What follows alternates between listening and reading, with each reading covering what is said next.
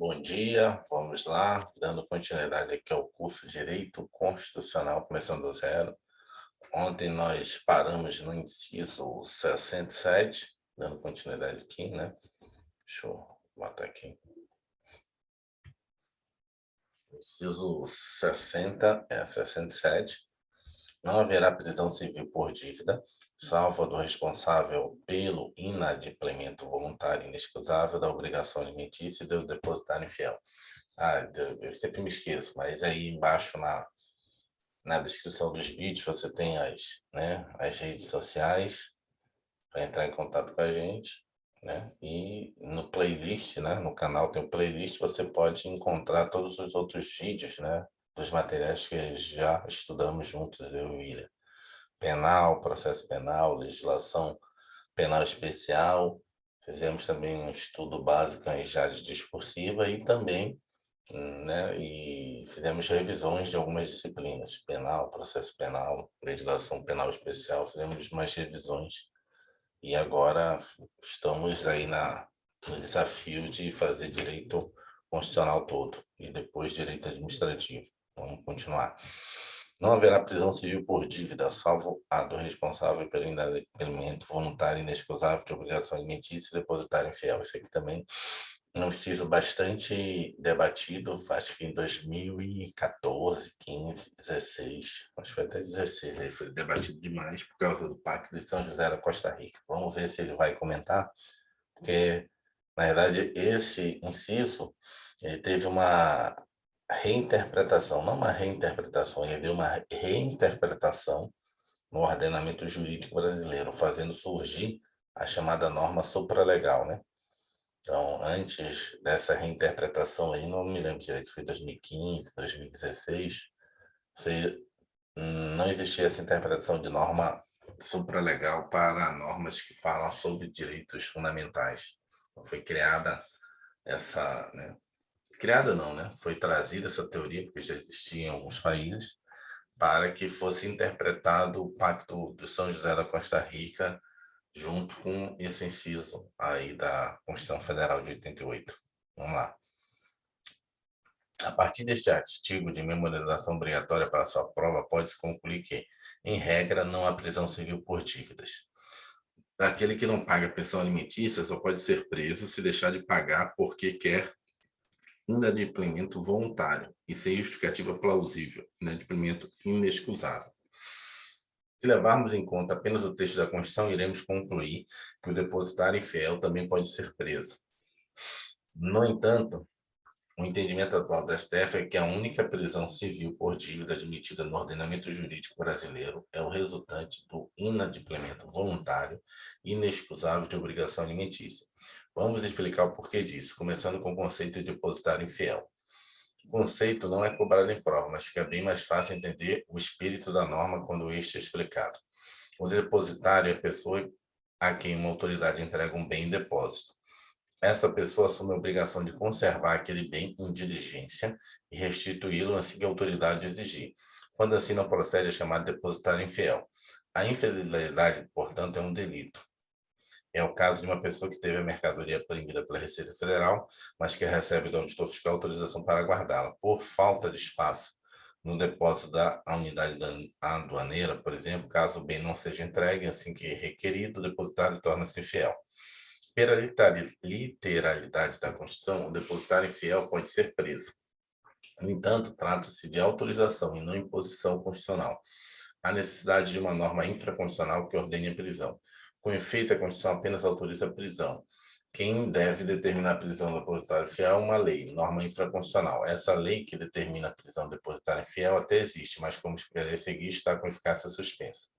O Brasil é signatário da Convenção Americana de Direitos Humanos, Pacto de São José da Costa Rica, que somente permite a prisão civil por não pagamento de obrigação alimentícia. Segundo o STF, esse tratado, por ser de direitos humanos, tem status supralegal, ou seja, está abaixo da Constituição e acima de todas as leis na hierarquia das normas. Assim, ele não se sobrepõe à Constituição, ou seja, permanece válida a autorização constitucional para que o depositário infiel seja preso. No entanto, a Convenção Americana de Direitos Humanos, por ter estado supralegal, suspendeu toda a eficácia da legislação infraconstitucional que regia a prisão do depositário infiel. Segundo o STF, o Pacto de São José da Costa Rica produziu um efeito paralisante sobre toda a legislação infraconstitucional que determinava a prisão do depositário infiel. Dessa forma, não houve revogação do texto constitucional. A Constituição continua autorizando a prisão do depositário fiel, no entanto, a legislação infraconstitucional está impedida de ordenar essa modalidade de prisão, em razão da Convenção Americana de Direitos Humanos, cuja hierarquia de norma supralegal. Para sanar qualquer dúvida sobre o tema, o STF editou a súmula vinculante número 25. Súmula vinculante número 25. É ilícita a prisão civil do depositário infiel, qualquer que seja a modalidade de depósito.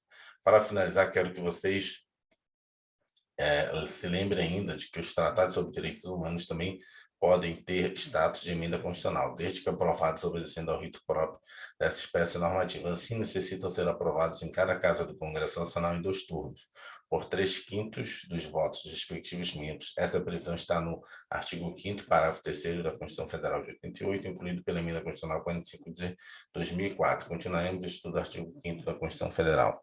Vamos lá. O que ele quis explicar aqui? Isso aí foi mais ou menos 2015, 2016. Inclusive, eu conheço a pessoa que ajudou nesse voto, né? Ele depois trabalhei com ele, né? É o 2015, não pode ser, porque eu trabalhei com ele em 2014, 2015, então foi antes. Eu estou lembrando que eu trabalhei com ele, que foi o André. Ele, na época, era assessor do ministro Gilmar Mendes, construiu esse voto. Qual é o Lind Case? Lind Case é o caso que deu origem a isso. Foi o seguinte, antes dessa transformação das normas, né, dessa hierarquização de criação, já existia no mundo, mas não se falava muito no Brasil de norma supralegal. Passou a surgir depois desse voto. Significava o seguinte, você comprava um carro financiado, e aí não sei se você sabe, os financiamentos no Brasil eles são meio que um leasing, né? São meio não, mas são faseados no leasing. O que é esse financiamento, né, no carro? Porque explodiu o financiamento no carro no Brasil, acho que mais ou menos aí pela década de 2000, né? Na década de 2000, antes o carro era muito caro. Aí quando foi mais ou menos 2000, 2000 e pouco, todo mundo começou a financiar carro, né? Era carro, assim, você comprava o carro em parcela de 72 vezes. Então começou a ter essa expansão de carro, né? E aí, o que ocorreu? No financiamento nosso brasileiro, na verdade, você, não se torna proprietário do carro. Durante o período do financiamento, você se torna um depositário. Então, você financia o carro fica gravado no nome da financeira, Santander, do Banco Itaú, do que for. Você está pagando, no final, quando você pagar, ele tira o gravame e passa o carro para você. Nesse período, na realidade, você é o possuidor e eu sou o proprietário do bem, o financiamento, né? O financiador. Quando você não paga isso, você se torna depositário fiel. O lead case que surgiu foi baseado nesse tipo de financiamento. Você é depositário fiel. A legislação anterior, antes de surgir esse caso, já deixava a possibilidade de fazer busca e apreensão. Ou seja, a financeira ia na justiça, né, pedir a busca e apreensão do carro, ou seja, para pegar o carro, né, e devolver para a financeira, vender, leiloar, aquela coisa toda. E aí, os bancos também não estavam tendo muita, vamos dizer assim, como é que eu posso dizer? Muito, vamos dizer assim, resultado, objetivo com isso. Porque no final das contas, né, você tinha que pagar advogado, aquela coisa toda, alguns. Acho que a pensão, vou ficar usando. Tinha pessoas que financiavam o carro, pagavam uma parcela e depois, até ele entrar na justiça, até a justiça conceder busca e apreensão, aquela coisa toda, ficar usando o carro. Depositário infiel. E aí veio, modificou uma lei de São Paulo, né, eu acho que foi específico em São Paulo, não me lembro, mas o caso veio de São Paulo, para o STF, que eles incluíram que o depositário infiel ia cumprir esse inciso, mudou a lei, ia cumprir esse inciso da Constituição. Mais do que busca e apreensão, ia prender o cara. E aí, inclusive, prenderam o cara lá em São Paulo, e aí ele entrou com habeas corpus, entendeu? Baseado no Pacto de São José da Costa Rica. E aí, qual foi o problema? Como essa lei, como a Constituição prevê a prisão do depositário infiel, o Pacto de São José da Costa Rica realmente estava no Brasil. Até então, o que se fala na Constituição é: se os pactos de direitos humanos forem aprovados pelo mesmo rito de emenda constitucional, eles têm status de emenda constitucional.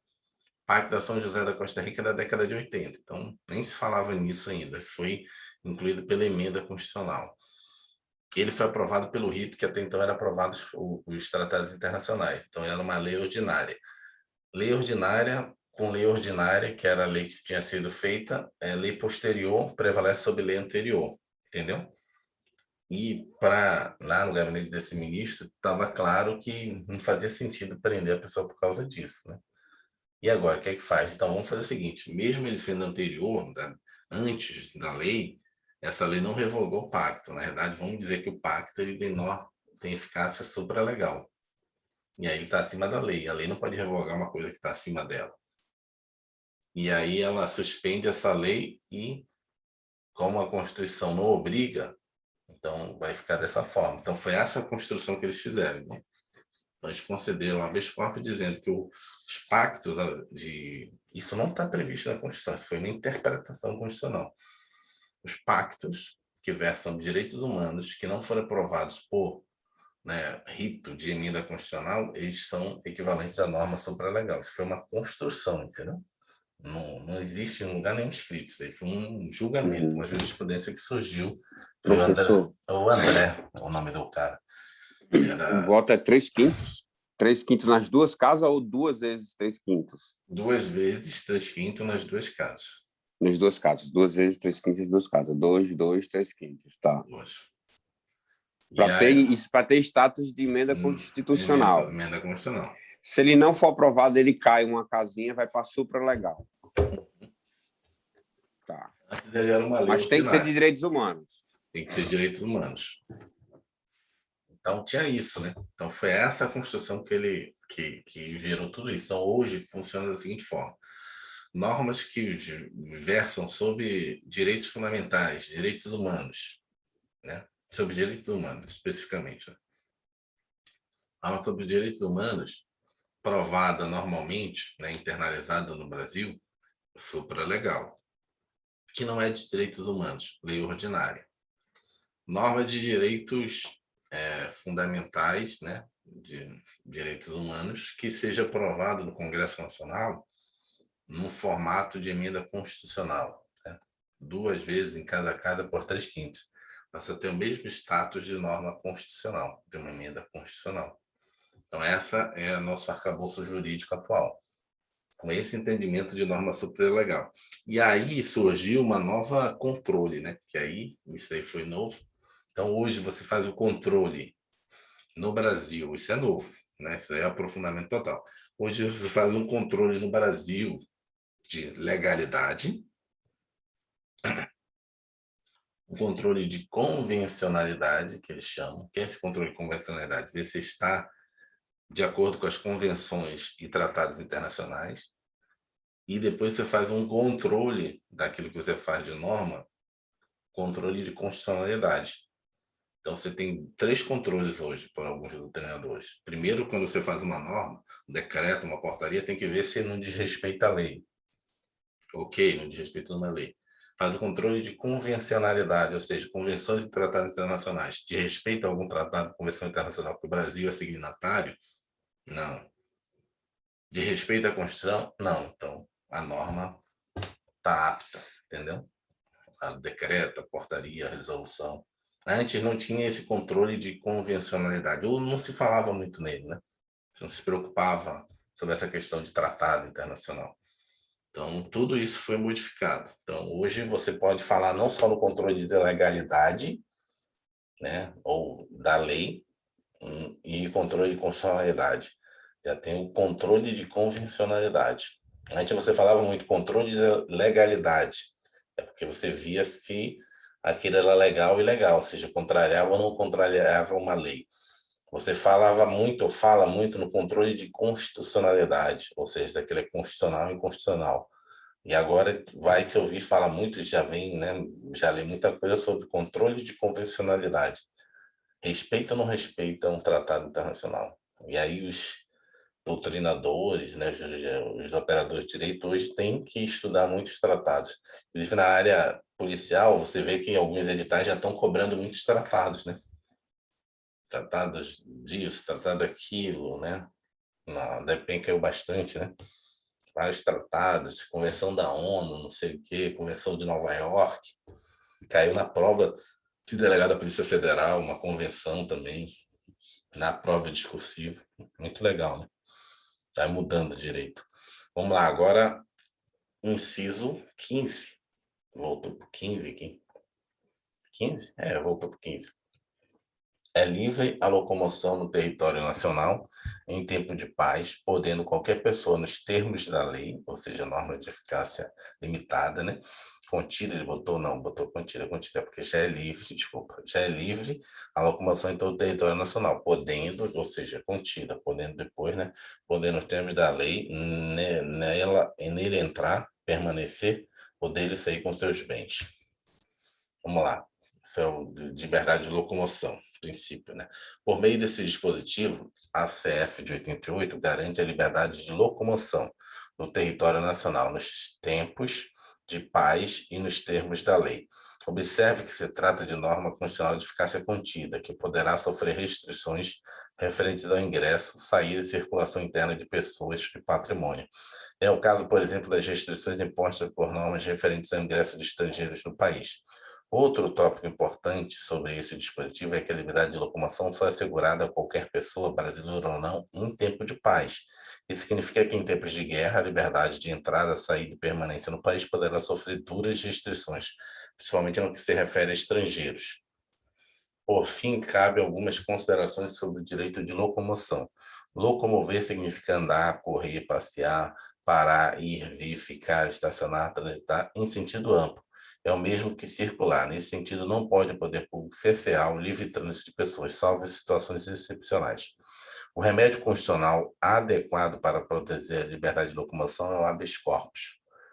Então, é o remédio clássico, né, da liberdade de locomoção, é justamente o habeas corpus. O que cai muito aí nessa questão não é nem esse inciso aí, é justamente a liberdade de reunião, de locomoção. Assim, você vai, as pessoas querem se locomover numa passeata da Praça X para a Praça Y. Locomoção. Só que as pessoas querem se reunir, manifestação, se reunir, se locomover. Aí não é o mandamento, né? Aí a ação mandamental não é habeas corpus. Aí é mandado de segurança. Aí tu diz, mas como assim? Nós acabamos de ler que a liberdade de locomoção, eles querem sair da Praça X para a Praça Y, mas aí é a pegadinha das questões que os examinadores colocam. O centro do que está sendo vamos dizer assim, É a restringido a manifestação. manifestação e reunião, não a locomoção em si. E aí tem que ter cuidado, porque essas ações mandamentais, eles sempre brincam com isso, né? Se um é isso, aí eles pegam um pouquinho, dão uma, né, dourada ali na pílula, ali no enunciado, no caso concreto que eles descrevem ali, aí você tem que perceber isso. Que, lógico que quando a gente começar a fazer as questões, você vai perceber isso. Eles fazem essas Aí o mandado de brincadeiras. segurança é uma liberação, né? Que pega. Mandado de segurança, o termo que você vai muito ouvir sobre mandado de segurança, a gente vai estudar mandado de segurança, é direito líquido e certo. Entendeu? Líquido é, você não precisa provar que ele está sendo desrespeitado. Tipo assim, de pronto você sabe que aquilo está certo, é líquido, é líquido. Líquido é de certeza. Não, certeza é o outro, né? Certo é, está previsto ali. Mas uma das características principais que tem a lei do mandado de segurança é que você não pode criar na ação mandamental uma fase de instrução probatória. Ou seja, no mandado de segurança não tem instrução probatória. Na hora que você peticiona, você já tem que mandar todos os documentos de prova. Se não tiver, ele é indeferido liminarmente. Se precisar de construção probatória, não é mandado de segurança. Por quê? Porque eu tenho que fazer contraditório e ampla defesa para construir prova, ou seja, tem que ter uma instrução probatória, então o direito não é líquido e certo. O direito líquido e certo, ele se prova já na inicial. Essa, assim, não é que se prova, né? Assim, tem certeza, mas não precisa construir mais nada. Os documentos que você traz, a narrativa que você traz é o suficiente. Isso dá a característica de, mais ou menos, isso já é líquido e certo. Não tem mais que fazer prova nenhuma. Essa é a característica do mandado de segurança. Então, essa é a diferença.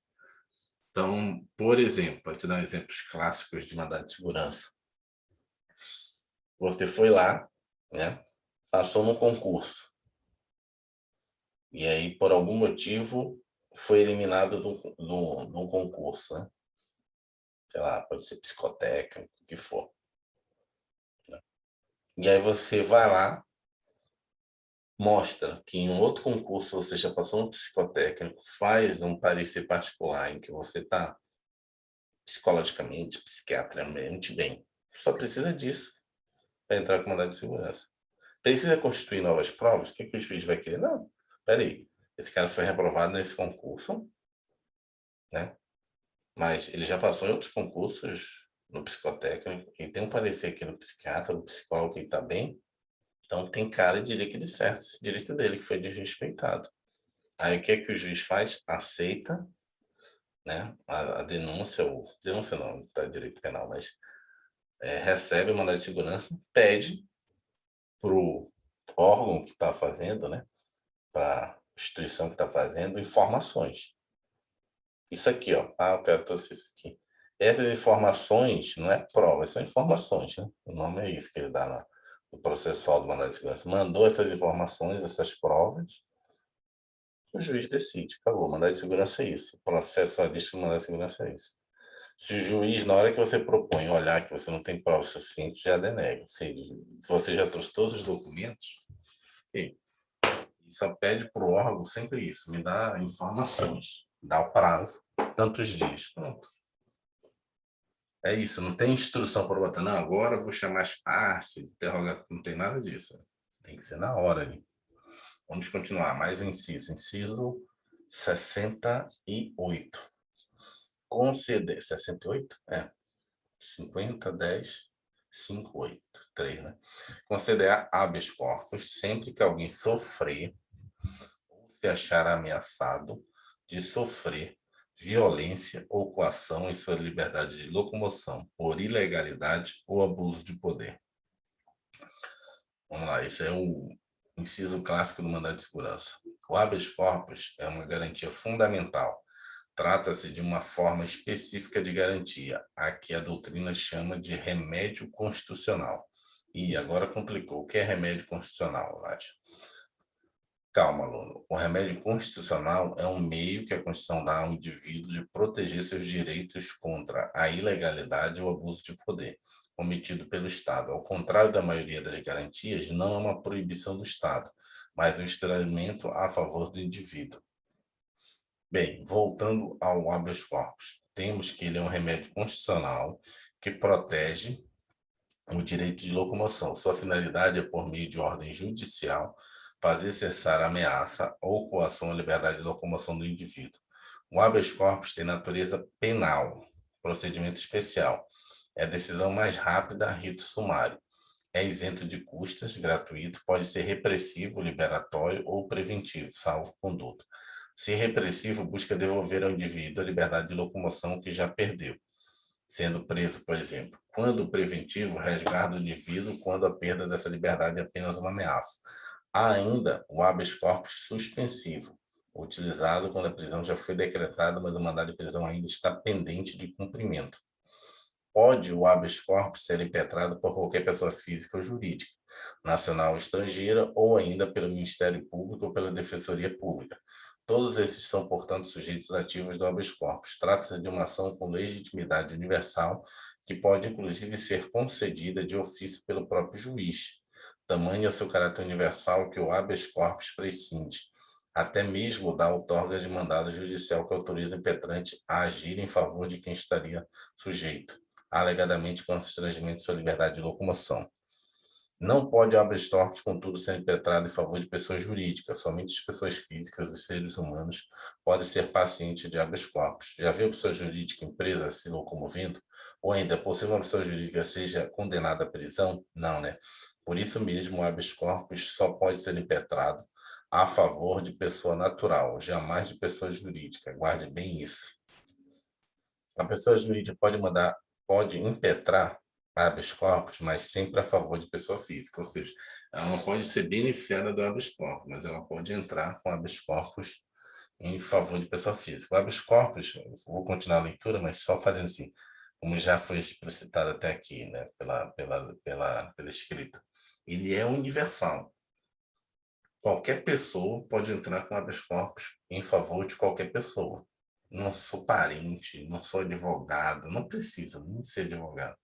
Até o analfabeto, olha só, até um analfabeto pode entrar com habeas corpus. Não sabe escrever como? Vai fazer oralmente. Vai lá no tribunal e diz, olha, essa pessoa está presa, ele entrar com habeas corpus dela. O cara vai passar termo e vai assinar arrogo. Assinar arrogo, ele vai dizer, olha, eu assinei em nome dessa pessoa. Quem fez, falou, foi essa pessoa analfabeta, ela não sabe assinar. É um direito, assim, suprassumo dos direitos, né? É o direito de você não ser preso pelo Estado. Vamos continuar aqui. Depois ainda tem mais coisas sobre o mandado de segurança, o habeas corpus. Não há necessidade de advogado para a impetração de habeas corpus, bem como para a interposição de recurso ordinário contra a decisão proferida em habeas corpus. A doutrina considera, por isso, que o habeas corpus é uma verdadeira ação penal popular. No que se refere à legitimidade passiva no habeas corpus, tem-se que se dirige contra a autoridade coautora, seja ela de caráter público ou particular. Por autoridade coautora, entende-se aquela que determinou a prisão ou a restrição de locomoção do paciente, ou seja, da pessoa que sofreu lesão ou ameaça de lesão. Um exemplo típico de habeas corpus contra particular é aquele impetrado contra hospitais, que negam a liberação de seus pacientes caso estes não paguem suas despesas. Vou marcar isso aqui cai muito em prova. Esse do hospital, tenho visto. Opa. Esse aqui, ó. Como assim? Os hospitais não querem liberar os pacientes para não terem pago, por exemplo, aí Aí eles você vão entra lá e com habeas impetram. corpus. No habeas corpus tem que liberar o cara. Isso ocorria muito. Pedia que o cara deixasse um cheque em calção das despesas, essas coisas todas.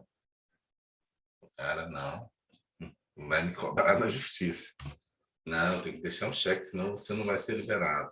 Tem que assinar uma nota promissória. E ninguém quer assinar. Porque às vezes as dívidas são muito altas, né? Ficar internado numa UTI aí por dia é 5 mil, 10 mil, sei lá, uma UTI por dia. Se ficar um mês, já era. Virou uma dívida milionária, né? Para você, para sua família. E aí, às vezes, os hospitais, não, vou te liberar, agora faz um cheque, não tem. Ah, assina aqui uma nota promissória, faz um contrato para você assinar. Não, não vou assinar nada, não vou assumir dívida nenhuma. E aí o cara, então você não vai sair. Aí a única forma é o habeas corpus, chega lá, tem que liberar o cara. Pela importância do direito que busca proteger a liberdade de locomoção, aí tu vai dizer, pô, mas como é que ocorre isso? Assim, uma vez quase ocorre isso comigo. Como é que ocorre isso? É porque às vezes você chega no hospital, isso já ocorreu comigo, cheguei no hospital lá com pedra nos rins, e aí a pessoa, o médico, que é o teu responsável, vai dizer, ok, pedra nos rins, vou ter que te operar. Só que tem que pedir autorização para o plano. Nesse período que pede autorização para o plano fica correndo com a barriga, não libera e tal, né? Você está no hospital particular. Só que a tua situação vai piorando. Tem situações de pedra nos rins, para você ter uma ideia, é tão perigoso que você pode entrar em coma. Como assim? É porque ele entope aqui a sua ureter, de forma que se você processar, né? Você processar ali no rim, o que é processado no rim vira ureia. A ureia desce pelo uréter, vai para o bexiga e você espelha a urina. Só que essa ureia, esse processamento lá que o rim faz, não pode voltar para o sangue, porque ele já processou isso. Isso é tipo assim, resíduo ruim. Se isso volta para o sangue, se chama coma urêmico. Ou seja, está voltando impurezas para o sangue. Você pode entrar em coma. Então, na hora que entope totalmente o seu rim, você tem que fazer urgente a cirurgia de pedra nos rins, tem que tirar. Só que às vezes o plano não autorizou. E aí, isso, eu estou falando assim, quase ocorre comigo. O médico faz de emergência, o plano diz, eu não autorizei, você fez porque você quis, só que o médico não vai também ficar com uma morte na mão dele, né? Pô, o cara tá morrendo, eu vou. Aí o plano, opa, não autorizei, vocês fizeram porque você quis. Só que uma cirurgia dessa, dependendo do valor, é 100 mil, 60 mil, né? Que é uma cirurgia de média complexidade, tem catéter, tem que botar o catéter lá dentro, tem câmera, tem não sei o quê. E aí gera essa situação aí, entendeu? O plano não quer pagar, porque falou que não autorizou.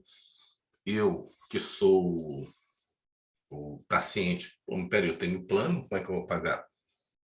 Aí o hospital fica, não, me dá um cheque, assina uma nota promissória para sair, entendeu? Aí vira essa confusão aí, você não, vai estar com habeas corpus para me liberar. Resolve com plano. Então tem isso. No meu caso, o que ocorreu foi o seguinte, acabou que no final das contas deu certo, saiu em cima da hora, o médico ficou empurrando com a barriga, me dando remédio para dor, monitorando, falou, se der merda, no final eu assumo aí e faço a cirurgia, mas vai dar rolo aqui no hospital. Mas acabou que deu certo.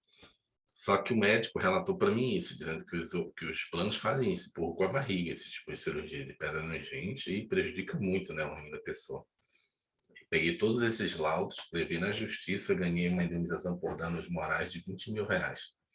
Porque eu comprovei que o plano de saúde ficou empurrando com a barriga, entendeu? A Entendi. autorização. Eu fiquei uma semana com a pedra nos rins, sem autorização. Aí o plano dizia, mas precisa de um parafetal. Aí o médico que ela fazia mandava pelo fax na época, né? Aí a Raquel, na época, não era nem WhatsApp, ligava. Estamos analisando, estamos analisando. Ah, precisa disso. Aí fazia outro exame. Ficou uma semana. Eu entrei, acho que numa segunda-feira, eu fui ser operado na sexta. O plano só foi autorizado na sexta. Ficou uma semana com pedra no rim para autorizar.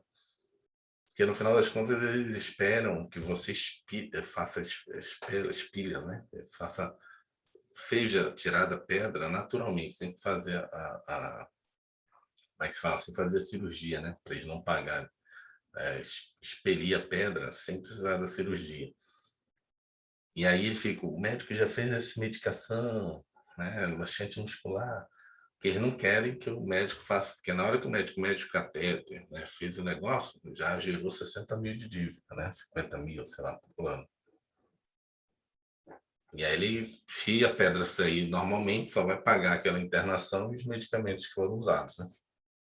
Então fica essa briga ali no hospital, fazendo pedra no rim, o cara, plano de saúde fica. E o médico que é experiente, que só trata disso, ele já sabe. Hein? Esse, esse plano aí só vai te autorizar daqui a 3 dias. Porque ele vai pedir que Entendi. se eu dei a medicação tal, se eu fiz isso, se eu fiz aquilo outro, entendeu? Porque ele não quer pagar a cirurgia, que é caro. Quer que você tente, espelha pedra, né?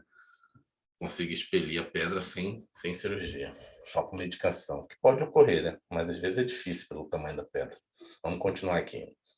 Pela importância do direito que busca Pela importância do direito que busca proteger a liberdade de locomoção, o habeas corpus é a ação de procedimento especial, rito sumário, sendo decidida de maneira bem célere. Mesmo assim, pode haver medida liminar em habeas corpus, desde que presente seu pressuposto, fumus boni iuris, periculum in mora, ou seja, fumaça do bom direito e o perigo da demora. Nádia, o que é liminar? A liminar é uma ordem judicial proferida, pronta, sumária, de rito breve, precariamente, não é definitivo. Visa proteger o direito que esteja sendo discutido em outra ação, e que, sem eliminar, poderia sofrer danos de difíceis reparações devido à demora na prestação jurisdicional. Eliminar, portanto, tem 2 pressupostos. O fumus boni iuris, ou fumaça do bom direito, que significa o pedido deve ter plausibilidade jurídica, periculum in mora, risco de demora, que significa que deve haver possibilidade de dano irreparável de difícil reparação se houver demora na prestação jurisdicional. Outra coisa importante é cabível habeas corpus, mesmo quando a ofensa ao direito de locomoção é indireta, ou seja, quando o ato impugnado possa resultar procedimento que ao final termine em detenção ou reclusão. É o caso do uso desse instrumento para proteger o indivíduo contra a quebra de sigilo bancário e possa levar à sua prisão em um processo criminal, por exemplo. Vamos ler aqui a nota de rodapé. O habeas corpus é a medida idônea para impugnar a decisão judicial que autoriza a quebra do sigilo bancário e fiscal em procedimento criminal, haja vista a possibilidade destes resultar em constrangimento à liberdade do investigado. Esse é o entendimento do STF. Entretanto, caso a quebra do sigilo fiscal se desse em um procedimento administrativo, não caberia habeas corpus. Isso porque esse tipo de processo jamais levaria a restrição de liberdade. O remédio constitucional adequado nesse caso seria o mandado de segurança. Outra coisa também, né? Olha aqui que ele colocou. Só cabe habeas corpus no caso de uma quebra de sigilo bancário em uma investigação criminal, certo? Um processo administrativo não vai caber prisão. Então, o cara num processo administrativo não vai te dar prisão, a não ser que seja uma prisão militar, aí seria específico, mas processo administrativo não gera prisão, só no âmbito militar, nas transgressões disciplinares. Esse é um detalhe, já tem que ficar atento. Um outro detalhe é que existem alguns crimes, olha só, existem alguns crimes em que não vai haver a pena de privação de liberdade. Às vezes a pena é só multa, ou em alguns casos, restrições de direito. E também não cabe, apesar de ser uma investigação criminal, mas é de um crime que não vai ter a liberdade de locomoção no final da sentença. Também não cabe habeas corpus, às vezes cobram isso em questão. Assim, o advogado não vai entrar com habeas corpus, mas eu estou falando de quem está estudando para concurso, e às vezes você tem que ficar atento. Porque você fica ligado que o cara falou que só cabe investigação criminal. Aí o cara descreve uma investigação criminal. Eu falei, mas como é que eu errei isso? É porque você vai olhar a pena para aquele crime, não é pena passível de liberdade de locomoção, de restrição de liberdade.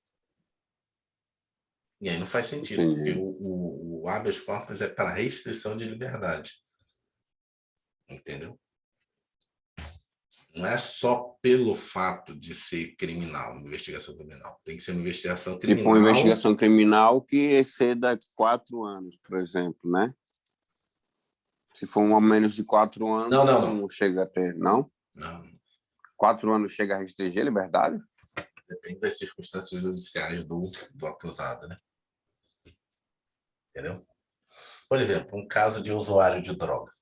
Não vai levar nada. Isso não é despenalizado, não tem pena ali. Descarcerizado. Pena tem uma pena ali.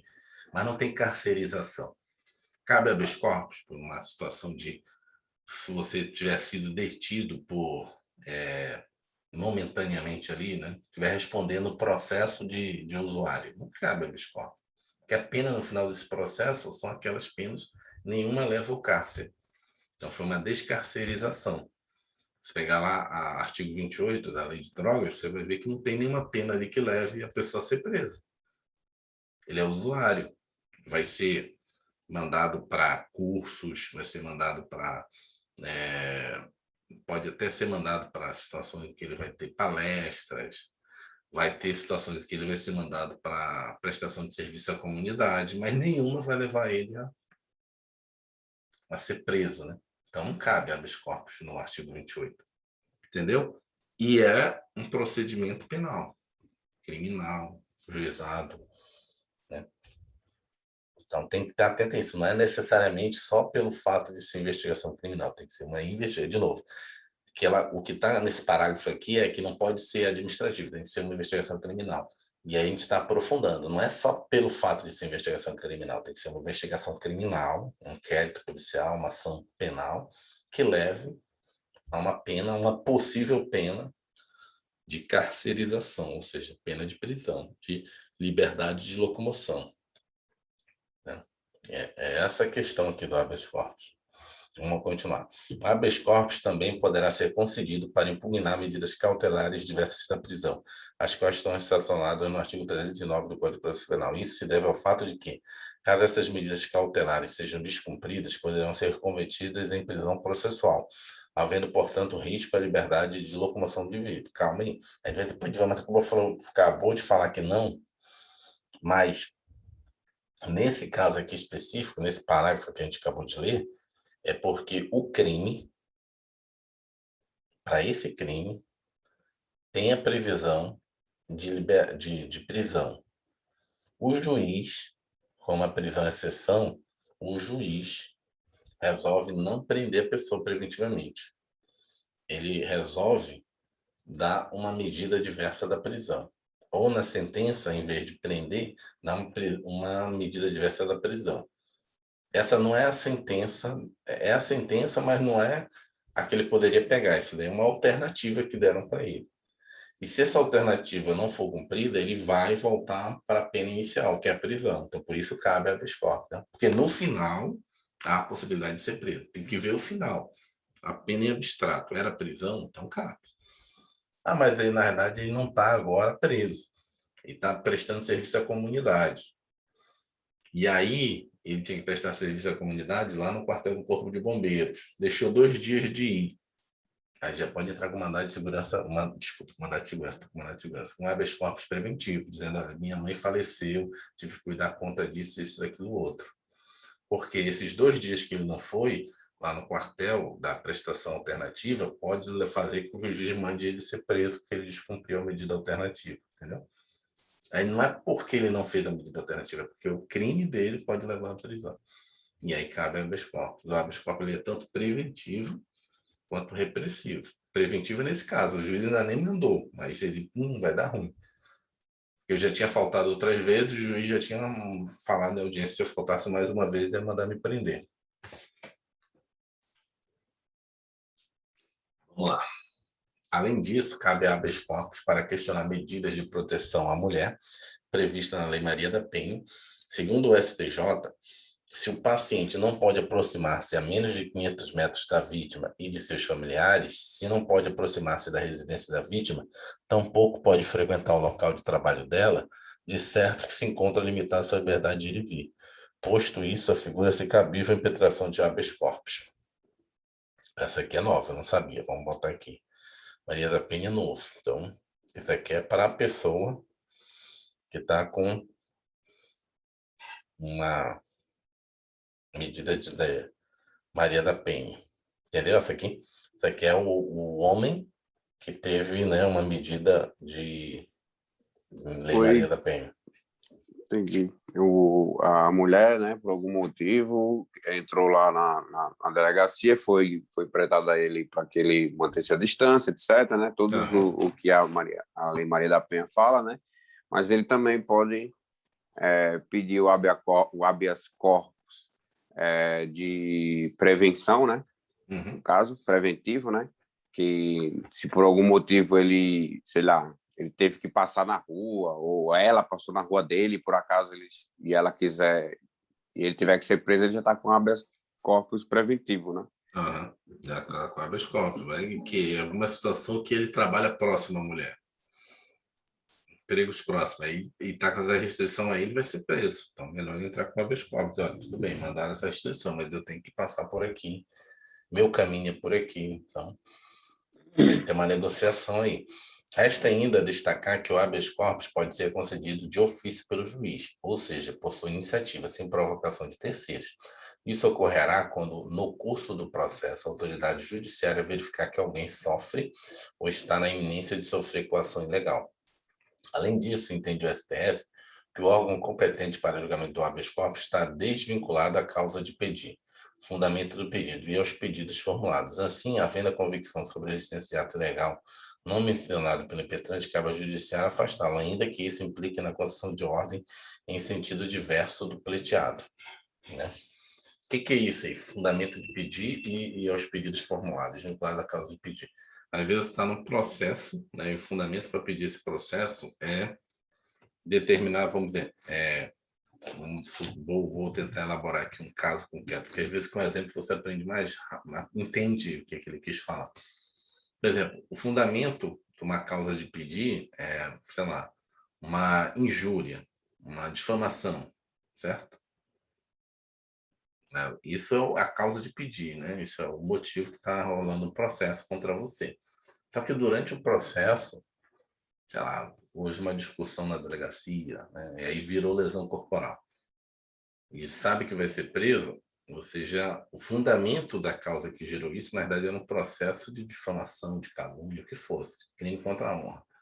Mas o fundamento para pedir, olha, eu espanquei a pessoa, que entrei com processo, mas na realidade fiquei com raiva e na porta da delegacia já bati nela. E aí já o fundamento de pedir o habeas corpus pode ser outro, não é necessariamente você vai ser preso, eu não sei se esse exemplo ficou bom, você vai ser preso por uma coisa, mas o fundamento para pedir pode ser outro. Deixa eu tentar elaborar uma outra aqui. Tá? Que na verdade, assim, ele é tão abrangente que ele diz, não precisa ser necessariamente sobre aquilo que você está respondendo, entendeu? Entendi. Então pode ser, Às por vezes, exemplo. como a gente viu lá, por exemplo, você já fez uma outra coisa e você já acha que já foi, não, já acha não, você já sabe, por exemplo, que foi impetado um mandado de prisão. Aí você vai lá e entra com um suspensivo, porque não foi cumprido ainda, por exemplo. Uhum. Tá lá, você sabe que foi, mas como não foi cumprido ainda, você pode pedir um suspensivo, né? Um mandado de prisão suspensivo para que quando acontecer você já esteja com lá. Porque tem o suspensivo, tem um preventivo, né, que você vai fazer algo e pode ser que seja impetado um mandado de prisão. Então, isso ainda está no campo da cogitação, né? Pode ser que Uhum. aconteça, não aconteceu, e tem o que já foi, no caso que é o suspensivo, você sabe que já aconteceu, já tem um mandado de prisão, então você vai lá já põe um suspensivo, porque não foi cumprido ainda. Você está ainda aguardando o agente policial, né, da civil, geralmente, vir Uhum. cumpri-lo. Tem Tem o essas que outro que eu esqueci. esse aí da cogitação que está ocorrendo muito agora, né? Eu acho que pode cair em prova, que está muito em voga e tudo que é muito colocado na imprensa, o examinador gosta de colocar, que é a questão da CPI, né? Então, na CPI, o que o Supremo concede é habeas corpus. Então, ele concede habeas corpus de você não precisar falar, não fazer, né, a liminar de você não fazer. Em alguns casos, algumas pessoas que estão indo lá na CPI lá têm habeas corpus preventivo. Preventivo. Ainda que ele fale mentira, ele não pode ser preso ali, porque ele tem habeas corpus.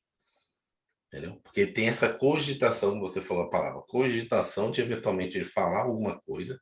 O que o Supremo dá preventivamente para ele é ele não precisar falar, porque ele está sendo investigado, não pode constituir prova contra ele mesmo. Mas tem alguns que têm chegado com a liminar dizendo o seguinte: inclusive, se ele falar e eventualmente vier a condição de que ele poder ser preso, ele já está com habeas corpus, não pode prender. Entendeu? Porque tem a possibilidade dele ser preso na CPI, entendeu? Então ele pode ir com habeas corpus preventivo, ainda que chegue uma situação em que o presidente da CPI precisa, né, dar voz de prisão, não vai poder. Vai dar, mas ele vai mostrar o habeas corpus preventivo. Eu já estou preventivamente solto, entendeu? Porque eu já vim com mandado já preventivamente. Foi até o que ocorreu com a menina. A menina teve uma diretora lá que foi, inicialmente ela não era investigada, então ela não queria falar. Aí o Supremo falou: não, olha só, você não é investigado, não te dei autorização para não falar. Você não pode, não precisa falar aquelas questões que vão te incriminar, porque qualquer cidadão não é obrigado a fazer isso, né? Previsto constitucionalmente. Aí o advogado dela também, no mesmo momento que foi questionado sobre isso lá, foi suspensa a sessão nesse dia para questionar, foi feito embargo de declaração da decisão lá do STF. Pelo que eu entendi, que estava aparecendo na imprensa, que o advogado dela também já entrou com habeas corpus preventivo. Ok, se você deferir que ela é obrigada a falar, quero que defira o habeas corpus preventivo, que ela não pode ser presa, entendeu? Então foi isso. Vamos lá. E esse aqui, agora eu tentei elaborar um outro exemplo. Esse exemplo seria o seguinte também aqui, esse aqui que a gente acabou de ler. Além disso, entende o STF que o órgão competente para o julgamento do habeas corpus está desvinculado à causa de pedido, fundamento do pedido e aos pedidos formulados. Significa o seguinte: eu entrei com habeas corpus e o meu fundamento para pedir é esse. O órgão julgador, na hora que vai julgar, ele não vai julgar aquilo que você pediu. Ele pode desvincular, dizer: olha, o que você pediu não tem nada a ver. Eu vou conceder para você o habeas corpus baseado em outras causas, mas você não vai ficar preso, entendeu? Ou seja, você trouxe uma argumentação que vai ser concedido habeas corpus, mas não em virtude dessa argumentação, dessa causa de pedir que você trouxe, mas por outras, entendeu? O que no processo comum, normal, o juiz não pode fazer. O juiz está vinculado ao que está posto no processo. Então. Ou seja, se você pediu A e B, eu não posso, como juiz, dar C. Eu tenho que dar A ou B, ou não dar A ou B. Eu posso dar só A. Eu posso julgar parcialmente seu pedido. Dizer, olha, vou te dar, conceder A, mas não vou te dar B. Vou conceder B, eu não vou te dar A. Mas eu não posso, na minha sentença, fazer uma sentença que chama de extra petita, ou seja, fora do seu pedido, entendeu? No caso do habeas corpus, há a previsão de você conceder baseado fora do que foi pedido, não? Não é o argumento que você colocou. Vamos lá, finalizando. O habeas corpus também não serve como meio de dilação probatória para reparar erro do judiciário devido à sua índole sumaríssima. A coação ilegal deverá ser demonstrada de plano pelo impetrante. Exige-se no habeas corpus prova pré-constituída. Como a fase de dilação probatória é demorada, relativamente longa, entende o STF que é incabível na via de habeas corpus, devido ao seu rito sumaríssimo. O bem jurídico tutelado, a liberdade de locomoção requer o afastamento da ilegalidade o mais rápido possível, o que não se daria caso houvesse uma fase probatória. Tem que todos os julgados, né? Por dilação probatória, entende-se o prazo concedido às partes para a produção de provas no processo.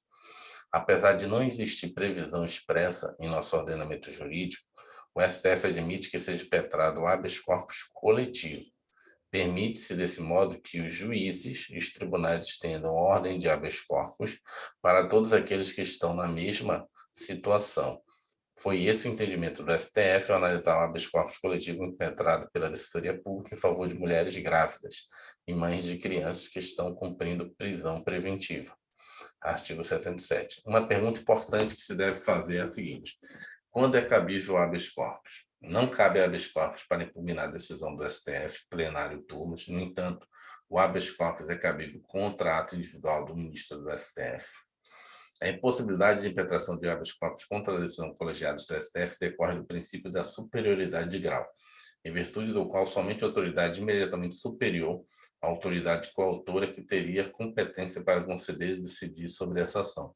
Nesse sentido, nenhum juiz pode conceder habeas corpus contra ato do próprio juízo. O habeas corpus é sempre impetrado junto à autoridade superior daquela que tomou a decisão que viola a liberdade de locomoção. Tá ouvindo aí? Esse daqui é importante.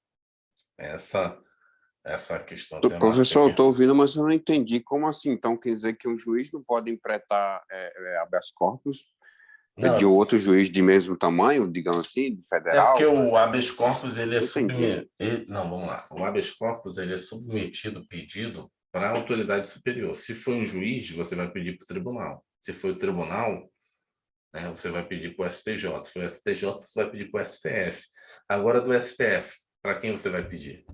É isso que ele está falando, entendeu? Porque o habeas corpus ele é sempre impetrado junto à autoridade superior. Essa parte final aqui, o Entendi. habeas corpus é sempre impetrado junto à autoridade superior daquela que tomou a decisão que viola a liberdade de locomoção. Se for o próprio plenário do STF, vai recorrer para quem? Por isso que você só concede o habeas corpus, no caso do STF, se for de um ministro. Um ministro decidiu, você vai recorrer para a turma que ele faz parte, né? Então, aí você recorre, ou para o próprio plenário. Não cabe habeas corpus para impugnar determinação de suspensão de direitos políticos. Não, isso aqui quer muito, esse não cabe, né? Porque justamente o cara vai coloca só isso na prova. Quando é que não cabe? Não cabe habeas corpus para impugnar pena em processo administrativo disciplinar, advertência, suspensão e demissão. Não cabe habeas corpus para impugnar pena de multa ou relativa a processo em curso por infração penal, a que a pena pecuniária seja combinada, seja única combinada. Isso aqui que eu falei que cai muito. Então, vai entrar com habeas corpus porque eu vou receber uma pena de multa. Não cabe. Né? Perceba que as penas de multas de suspensão de direitos políticos, bem como as disciplinares, não resultam em cerceamento da liberdade de locomoção. Logicamente, não cabe habeas corpus para impugná-las. Não cabe habeas corpus para impugnar quebra de sigilo bancário, fiscal, telefônico, se dela não puder resultar condenação à pena privativa de liberdade. Se a quebra de sigilo bancário, fiscal, telefônico puder resultar em condenação à pena privativa de liberdade, entende-se que é a violação indireta à liberdade de locomoção. Nesse caso, é cabível o habeas corpus. Então, não vai causar pena de liberdade, mas se indiretamente for, cabe. Não cabe habeas corpus quando já é extinta a pena privativa de liberdade. Súmula do STF 695. Desconstituído o objeto do habeas corpus por julgada extinta a pena em face do seu integral cumprimento, resta prejudicado o pedido. Significa que a extinção da pena torna incabível a utilização do habeas corpus, ou seja, já transitou em julgado ou já prescreveu, né? Não cabe mais o habeas corpus, você não vai mais ser preso. A lógica é assim, o habeas corpus visa tutelar a tutela do direito à locomoção, não se justificando quando esse direito não mais se encontra limitado ou ameaçado. Não cabe habeas corpus para discutir mérito de punições disciplinares militares. Mérito, tem que marcar isso aqui. Se for ilegal, cabe habeas corpus. Primeiro, a Constituição fala que não cabe habeas corpus em prisões disciplinares, mas a gente viu jurisprudencialmente que isso não é a ferro e fogo, né? Se for uma prisão disciplinar ilegal, você pode entrar com habeas corpus, mas não cabe para discutir o mérito. Segundo o STF, é cabível habeas corpus para discutir a legalidade de punições disciplinares, por exemplo, a competência do agente e a concessão da ampla defesa e contraditória. Não cabe habeas corpus contra a imposição de pena de exclusão de militar ou perda de patente de função pública. E não cabe habeas corpus para se pleitear o direito a visitas íntimas. Destaque-se ainda que, no caso do estado de defesa, artigo 136, o estado de sítio, artigo 139, o âmbito do habeas corpus poderá ser restringido, contudo, jamais poderá ser suprimido. Vamos lá. PGM Fortaleza 2017. Pessoa jurídica pode impetrar habeas corpus? Correto, né?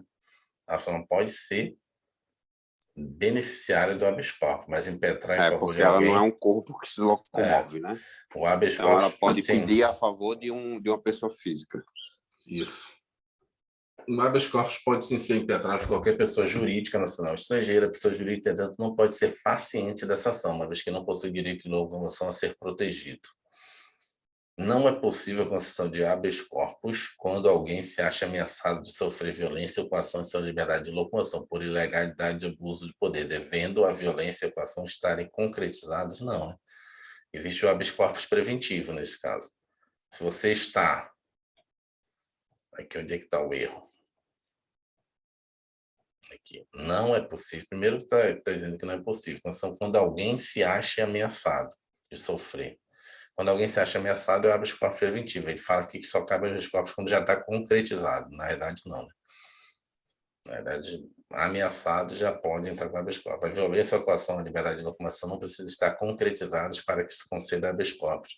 Isso porque existe a figura do habeas corpus preventivo, utilizado quando a perda da liberdade ainda é uma ameaça.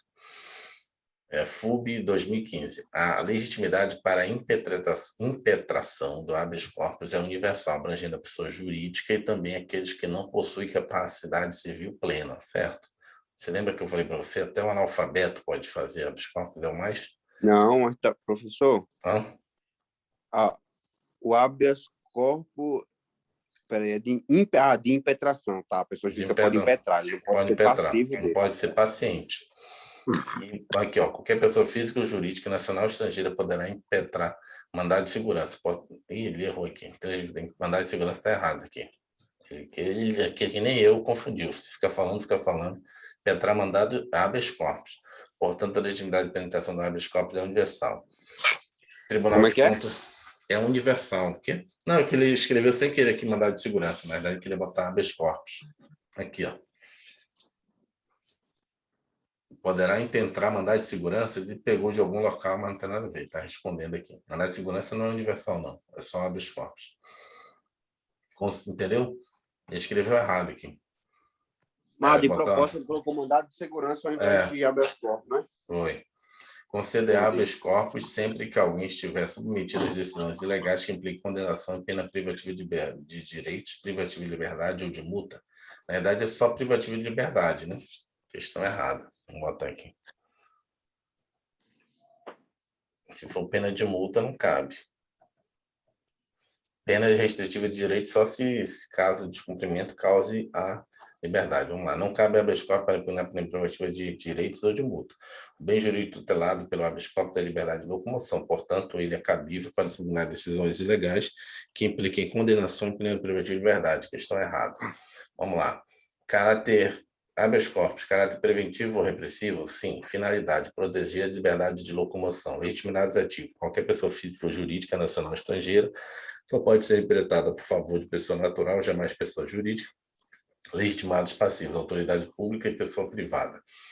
Natureza penal, isento de custas, sim. Medida liminar possível, pressuposto de fomos boni iuris e periculo in mora.